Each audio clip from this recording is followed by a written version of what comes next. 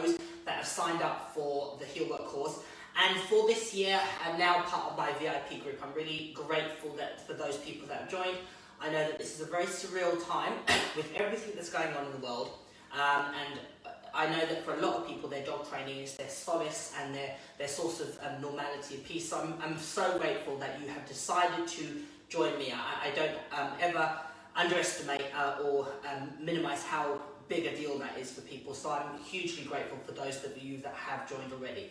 If you have joined and you haven't received your email of how to join the VIP group, just direct message me, contact me, and I will sort that out for you. If you have any problems with accessing the information, just again, come back to me. I will deal with it, or one of my team will deal with it, and we will sort it out for you, okay? But thank you very much for joining. I hope that everybody is safe and well and finding that little bit of time to train their dogs, and hopefully this is going to give you a little bit of inspiration, okay? So I'm going to talk about stuff related to Heelwork. Heelwork is it's an exercise and a behaviour and a set of skills that I absolutely love training.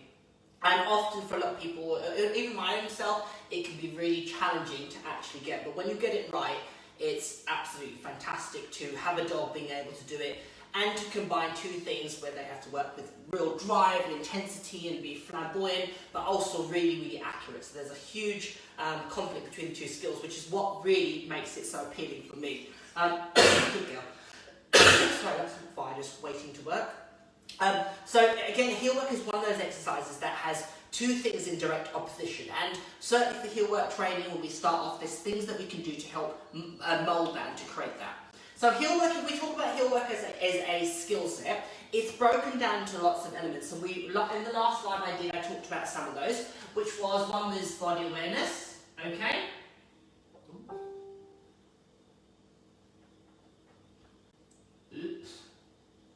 And we obviously about core strength, etc. Another element that we're going to look at today is about movement, okay? And how to train movement. So often Heelwork, certainly the way in which I aspire to train it, I would parallel a lot of ways to dressage. Now, some people agree with that, some people don't. But for me, it's the canine equivalent of the dog working with attributes that are similar to dressage in horses. And I know there's a lot of differences in the sense that the horses, obviously the rider's on the back and the dog's flexing in a certain direction, etc., etc.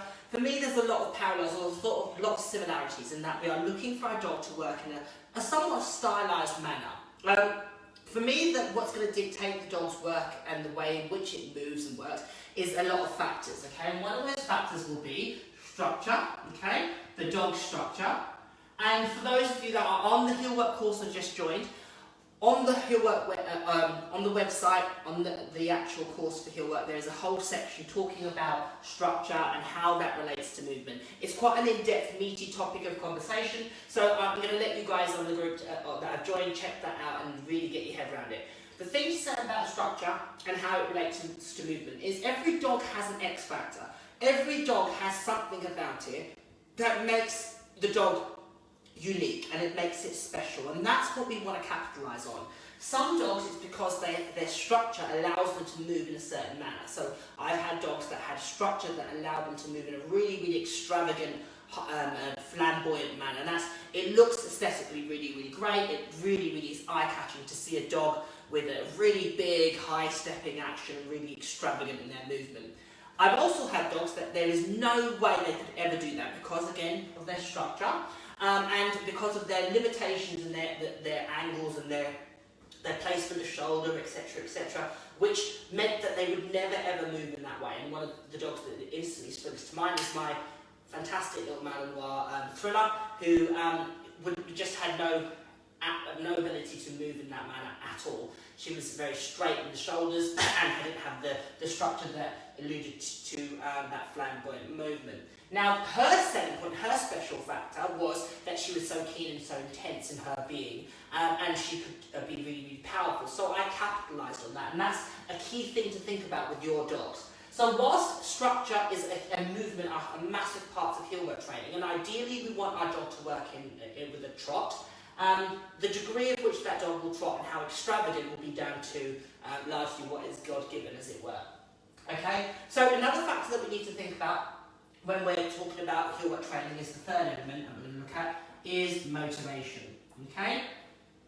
Now, it is absolutely imperative, certainly for me, that I have a dog that works and does heel work in a way that is motivated. So I prioritise that in my early stages of training, and I look to generate motivation throughout my dog's understanding and throughout all the behaviours that they do, but specifically the heel work, I want to create lots of motivation. For me, it's not solely about the dog being deadly accurate, and it's not solely about the dog being really, really chaotic. It's about the balance between the two elements, and for me, that's where the beauty really, really lies. Okay? So we talked about body awareness, where I went through some preliminary exercises, the hand touch and the standing square to start your dogs off. Today we're going to look at an exercise called a food follow. Okay? So,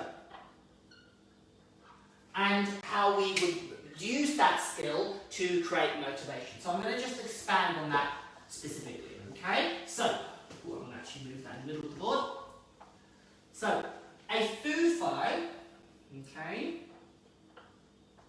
is a exercise whereby the dog is off my leg. So initially when I teach heel work, the dog isn't actually in contact with my leg, and that as a schooling element is done totally separately. So that's done on the spot, and with a series of exercises I call statics or stationary movements. A food follow is one of the ways that I can start my dog, very young, even at Hottie's age, moving and developing movement and building up muscle memory and duration, and introduce distractions, and even introduce the beginnings of turns and changing left and right and change of direction, etc., and building in weight shift, all the really, really fun stuff related to heel work. But a food follow is one of the foundation exercises that you can start with the dog relatively early. We don't have to have a huge amount of skill set. With a tiny puppy, I can get them to follow as long as my mechanics, and that's what we're going to look at today, are on point. Okay? So what a food follow can do is it can build up attributes of heel work. Ooh, my spelling's got a bit awry again. For heel work, such as duration, okay, movement, okay. Distractions, I can introduce distractions into my food follow training, okay. I can do changes of pace, put COP, alright. I can do, duration, I can do turns, okay. I can even prepare my dog for competition, or take my dog in a competitive environment for competition. On a food follow, so my dog doesn't have to be totally on my leg. Now, these are just some of the elements that that a food follow can help you master. And the reason why it's very easy to do is because, as I say, the dog doesn't need a huge amount of skill set. It needs to have a desire for food. My preference is to start this exercise with food rather than a toy, because often a toy, certainly with herding breeds, can create them being stalky. Even my boxer Punch, he would stalk a toy if it was held above his head. So my preference is to use food, okay?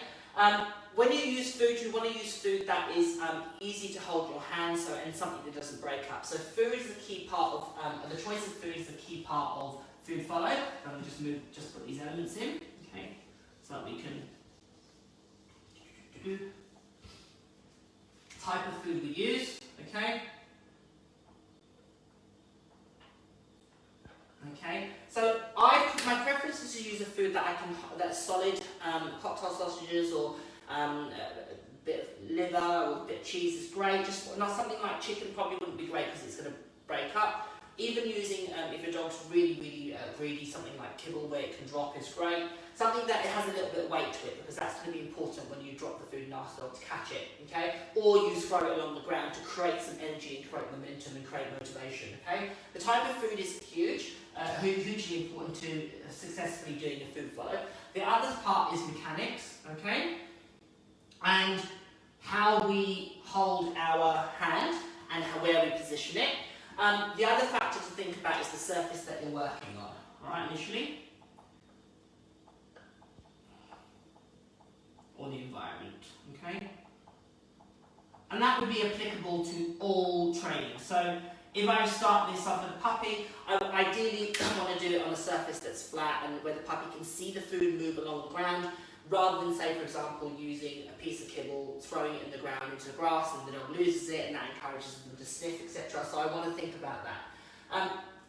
Certainly with food follow, when you're starting this off, as I say, although the dog doesn't need to have a lot of skills around food, it must have desire for food, okay? The dog must want the food. If your dog doesn't want the food, okay, you can create motivation with food, and that's an element covered in the foundation course that's available online, where I go through how to build desire for food and how to use food as a toy and to reinforce your dog. However, this is best start with a dog that wants the food.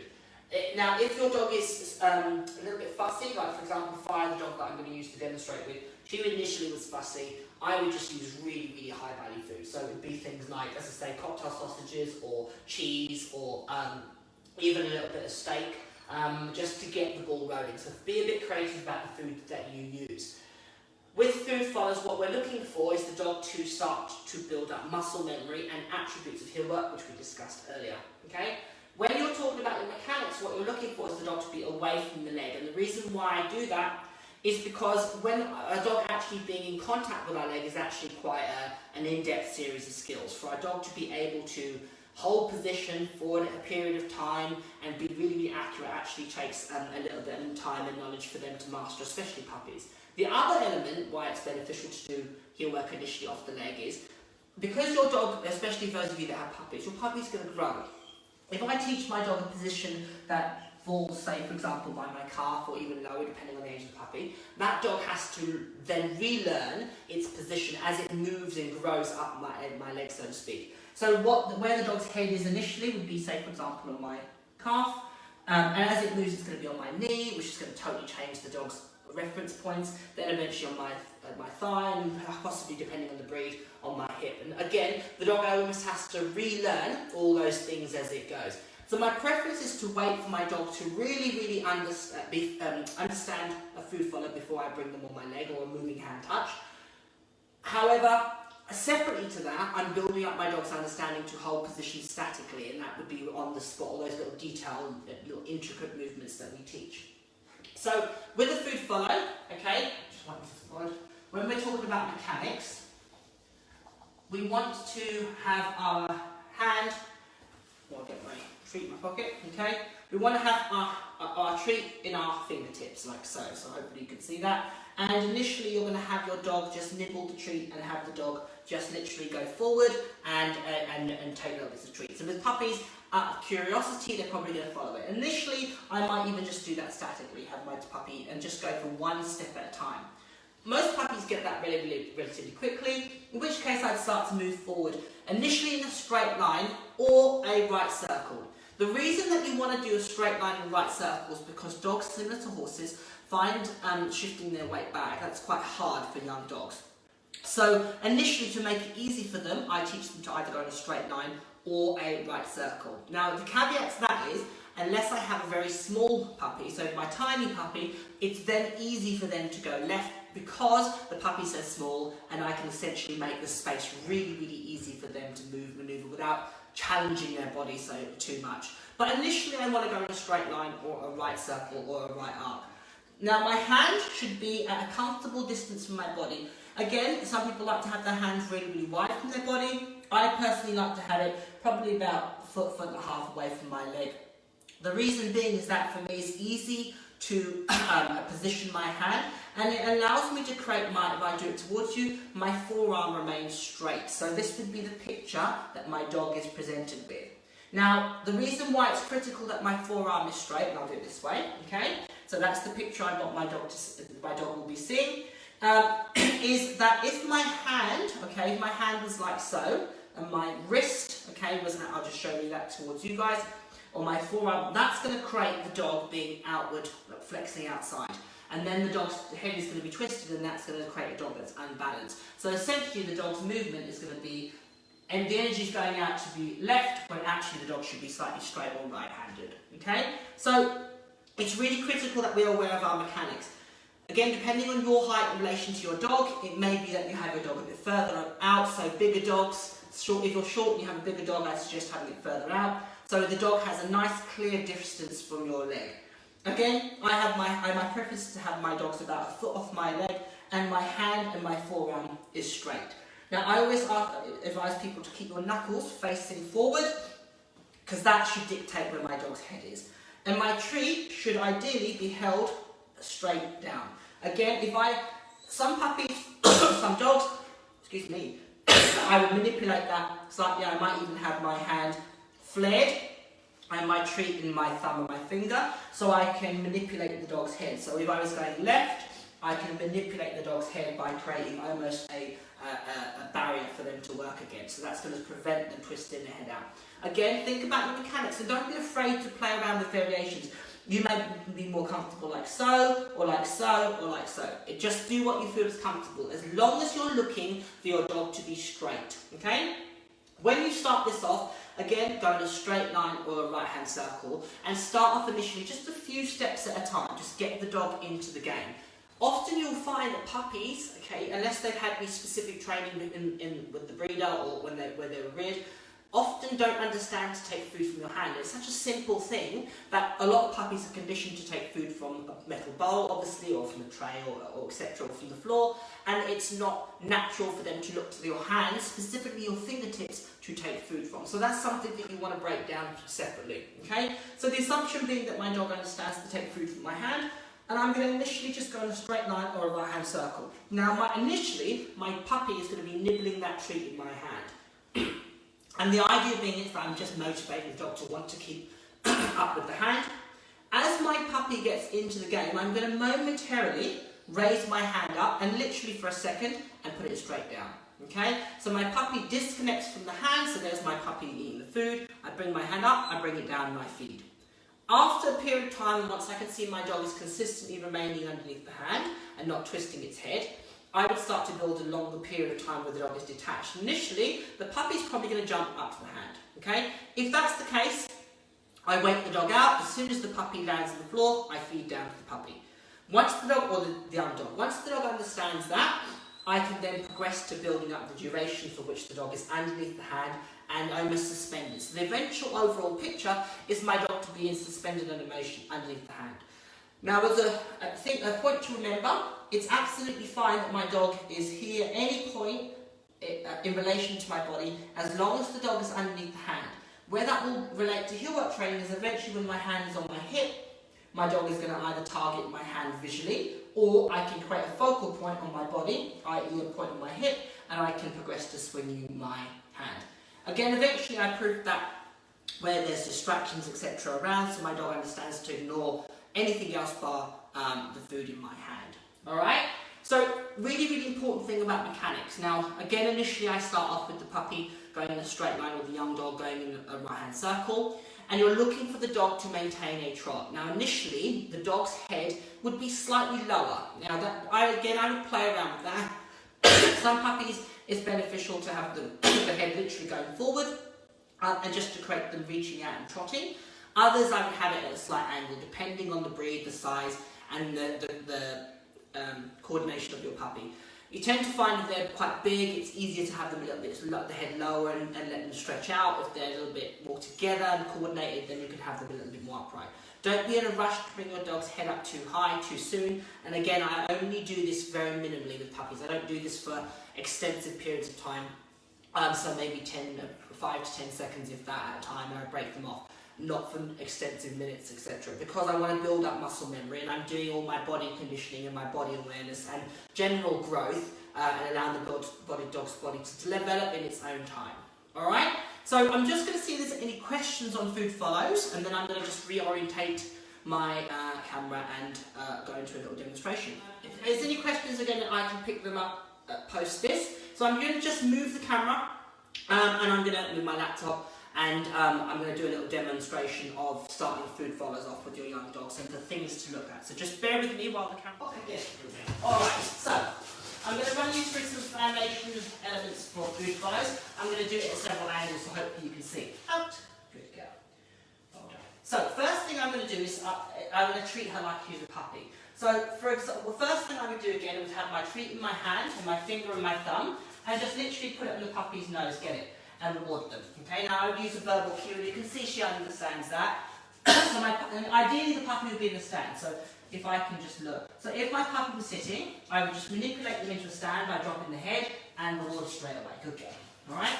So puppy's on my hand, she's eating the treat, as you can see there, and she's rewarding. Now, obviously she has a history of standing foursquare. Wait a minute. Good girl. She has a history of standing foursquare. She's offering me that response from the get-go. Okay? So let's go again. So let's do it this way. Okay, so she's underneath my hand, reward, get it. Okay, as simple as that. Now what I'm going to do is progress that to, good girl, good girl. Moving off a little bit, get it. And just literally 1 or 2 steps, okay? So move off, get it, okay? Get the ball, yeah, well done, good. And again, so and literally 1 or 2 steps. Out, good girl, good girl. So let's do that again. So treat on her nose. Start off with the head quite low, yep, good, and click her when I see her trotting. Alright, so I'm going to do it on a slight angle, out, good girl. Okay. Yep, good, alright, get it, good. Also, please, good girl. So very, very simple there, you can see I'm only doing a couple of steps, okay? Now, once the dog understands that and comfortably, out, good girl, right there, and the dog is comfortably following the hand, then I'm going to start to bring it above her nose. So I'm going to do that statically with her, just so you can see how quickly I take the hand off and on the nose. Now, your puppy's probably not going to stand there and take the hand like she hopefully will, but just to give you the mechanics. Okay, good. So she's on the hand, okay? So I would just go, yep, good. And as quick as that, so literally half a second, okay? Hands on her nose, yep, good, good. And the food comes back. Now I click the dog, I'm going to do it a bit louder so you can hear, at the point where the dog is disconnected. Yep, and I walked. Okay, now, alternatively, I can drop the food and let the dog catch it. Alright? So, yep, good. Alright, so again, if your puppy is good at catching, puppies often don't have the best coordination, you can deliver the food with your hand. As they get older, you can allow them to catch it. So the food is on her nose, I bring it up, yep, and I drop it. Good girl, get it. Ah, well done, good girl. Alright, so ideally she should stay underneath the hand. Out, good girl. Let's do it again, so fire. She goes underneath the hand, my hand comes up, yep, good. Now alternatively, again, depending on how I want the dog to move, I could vary how I reward. So my variation could be I let her jump up, so get it, okay, like so, to create more upward momentum. Or alternatively, I could get it, take the food forward, okay, create more forward momentum, get it, good girl, well done. So depending, up, good girl, right there. So good girl. So depending on what energy I'm trying to create, if I wanted the dog powering up, obviously I would reward the dog up. If the dog was tending to hand back, I would deliver forward, etc., etc. So don't be afraid to play around with your mechanics and your placement reinforcement to create the picture that you want, okay? Okay, so once I've got that, then I'm going to progress to doing it with movement. Now I'm going to do it as slow with her, get it? Just to show you guys, but again, ideally I would do this a little bit quicker at normal pace, okay? So my hand's on her nose, good girl, I bring it up, I drop the food, okay? So literally 1 second, good girl. So hand on her nose, bring my hand up, get it, good. And that time I let her jump up, good girl.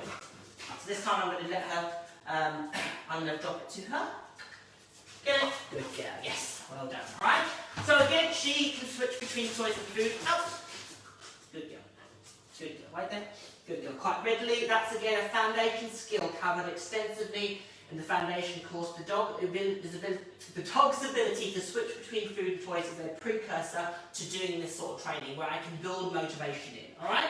So once my dog understands that, then I can start to progress it and build up the duration the dog can do. So I'm going to do a little bit of turns. Obviously your dogs aren't going to do turns, but just because of the space and being able to allow me to see what I'm doing, I'm going to just do it in a straighter line. Okay, good. So it should be underneath my hand, okay? And I'm going to go forward. I'm going to bring my hand up. Good girl. Well done. Yep, good. Wait, good girl. Let's do it again. Good deal. Give me pops. Good. Yep, good. Well done. Wait, up. Good girl. Really good. Yep, good. Alright, so I would now start to, good girl, start to be more dynamic in my reinforcement placement and also think about the dog's movement. Out. Good. Thank you, madam. So, she'll come into my side, okay? Again, I can bring her in or manipulate her in. I can Good girl. Hand power underneath the hand. So if I wanted the dog that's far ever so slightly flexing out to oh, let's go back here. I'll do it a bit further back. So if she was ever so slightly there, flexed out to the left, okay, away from me, good girl. First thing I would look at is make sure my mechanics were correct. If my mechanics were correct, good girl, and my dog was still flexing out, I would do an alternative manoeuvre, and I'll show you that.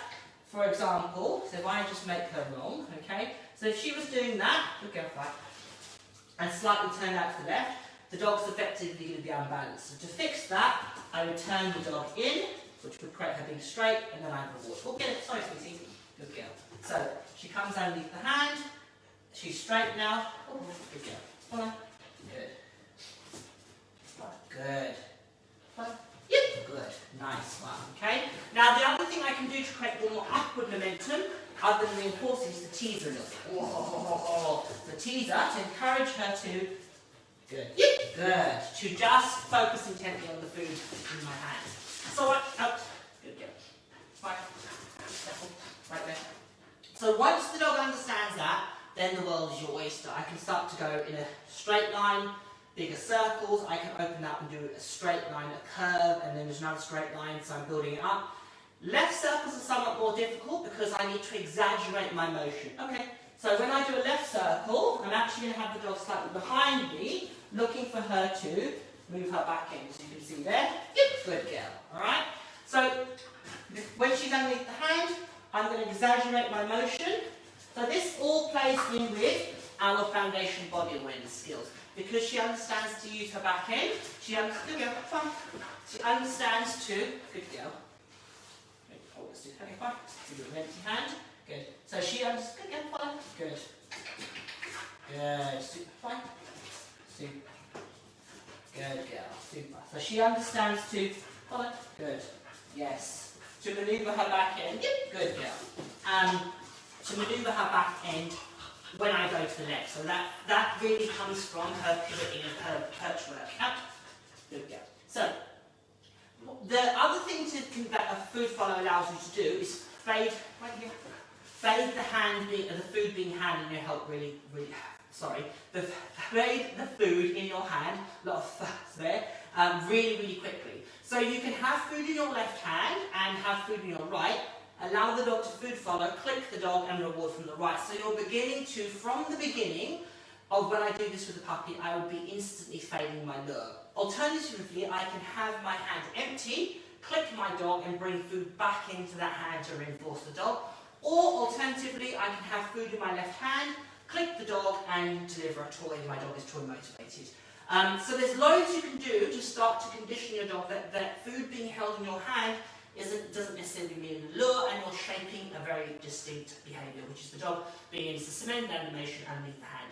The progression from that would be I would then transfer the skills the dog develops and learns off my leg onto my leg. So I'm helping my dog really understand to move and maintain a position for a period of time independently of before the dog really has the skill set and the ability to hold that in relation to my body. Because especially for dogs that have contact on the leg, me walking into them and having to know which way to turn is actually quite complex, and that can take time to develop. So as a precursor and as a puppy foundation element, I would teach a food follow. Alright, so I'm going to open up, see if there's any questions. I'm going to just grab my laptop.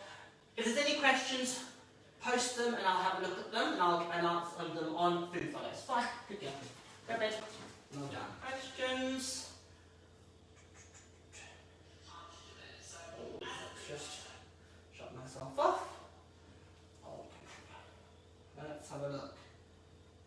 Do you have a pup forward of the hand, forward of the ventral heel up position? So Jean asked, do you have the pup forward of the ventral heel position? Yes, the puppy is underneath the hand, Jean, and the reason why I have the puppy under the hand is because I can see what it's doing.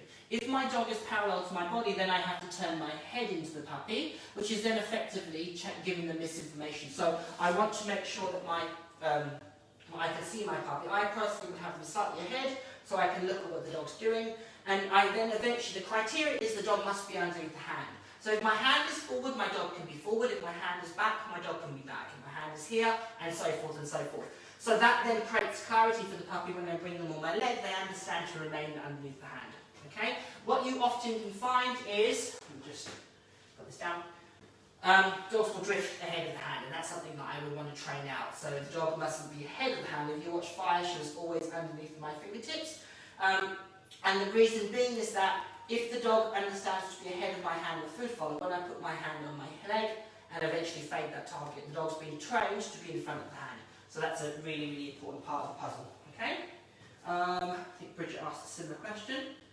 How is the food in front of the leg? Yeah, the hand is in front of the leg, yeah. Essentially, the dog has to be under the hand, so the dog is essentially following the food, hence the name, food follow, in the hand. Now, as I said, you can use a toy for this, but for example, with her, she would be stalking, she'd drop into her shoulders, which wouldn't be a movement I'd want to try and encourage.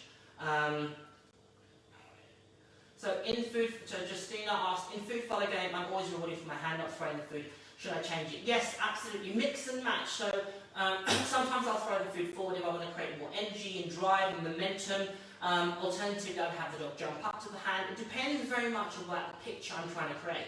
Some dogs I want to create them up, some dogs I want to get them forward, some dogs I almost want to create them in sort of, if they're predisposed to jumping, I want to stop that, so I'd feed them much more in situ. I would mix and match what the dog did, how I delivered food, to stylize the way in which the dog moved. Alright? Let's have a look. Any more questions? My dog has a default sit. Should I train a stand before I work too much on heel work? Yeah, I definitely would, Barbara. The reason being, the ironic thing is, years and years ago, what we used to do was teach our dogs to find heel position and sit a heel, and it was a default behaviour. And if you actually think about it logically, how many times in your average test, even at top level, is your dog doing a sit by your side? And the dog's position is going to certainly change because the dog's head can be higher.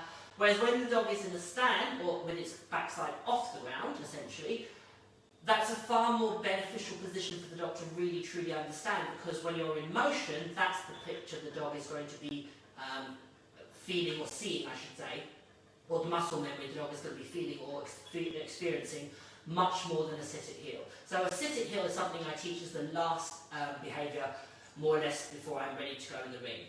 Okay? Okay, redistribution the law. Any other final questions? Okay, I think that's it. Make sure there's no other questions. Okay, cool. I think that's all the questions. If there's any more questions, post them on the thread. So if you are interested about finding out a bit more information about Heelwork training, if it's something that you currently do or want to do, join my Heelwork course, and for 2020, for this period, you can get access to my VIP group totally free. So you sign up for the course, the website, go to my website, go to online training, and you can either pick to join the foundation bundle or the individual foundation courses, or the Heelwork course as an entirety. So originally when I launched the course, it was two separate entities. You could subscribe to the course, and then for an additional cost, you could subscribe to the VIP group, where you could get me essentially being your coach. For 2020, and for a limited time only, for this week only, you are going to get the opportunity to get the VIP access for 12 months, so for the whole year, totally and utterly free, yeah, as a way to help people at this current climate. I know that people's situations are maybe challenging at the moment, so I spoke to my team and we had a discussion, and we thought this was a great way to keep people motivated and give them something to aim for and to utilise. And we obviously wanted to expand our community. So for 2020, if you want to join the VIP group, go to kamalfernandezonlinetraining.com or kamalfernandez.co.uk. Go to online training and follow the respective links for either the foundation bundle, which is great for all dog sports, alright? So it doesn't matter what sport you train, the layers that are being incorporated into the foundation will be applicable to all sports. Or if you want just specifically the Heelwork training, join the Heelwork course, the Heelwork bundle, and you will then, once you've purchased and signed up, and if you have any problems with that bit, just contact me and my team we will look into it and we will deal with it. Once you've signed up, you will receive an email with instructions about how to join the VIP group. And as I say, you're going to get 12 months access totally, utterly for free. And as I say, you can then post videos in the group, you can partake in webinars similar to this, you will receive additional content not available anywhere else, and you can also get feedback about your training and also instigate things that you want information on. So if you have an issue, for example, your dog is struggling with behaviour, you can post a request on there. I can either do a live video tutorial or give you direct feedback on what you're doing with your dog. So a really, really comprehensive course. So again, if you want to join, just go to my website, check it out. I will post the link to the website on my Facebook page. Unless there's any further questions. Okay. I wish you all the best. Stay safe, everybody. Stay positive. Enjoy your dogs and be safe out there. All right, guys. Love you and leave you. See you later.